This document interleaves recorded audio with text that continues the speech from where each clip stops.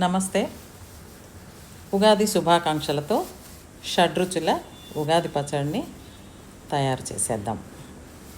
ముందుగా కొత్త బెల్లంను, తర్వాత కొత్తగా కాసిన మామిడికాయ ముక్కలు, కొత్త చింతపండు పులుసు, కారము, ఉప్పు మరియు చేదు కోసం వేప పువ్వును తీసుకుందాం.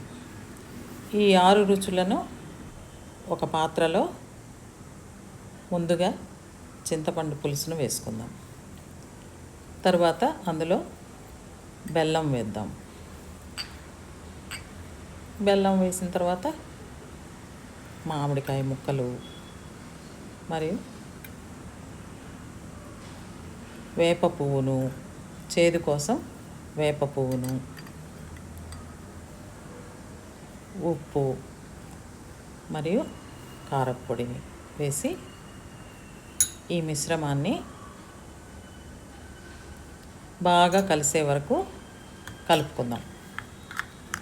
ఇలా బాగా బెల్లం కూడా కరిగే వరకు కలిపిన తర్వాత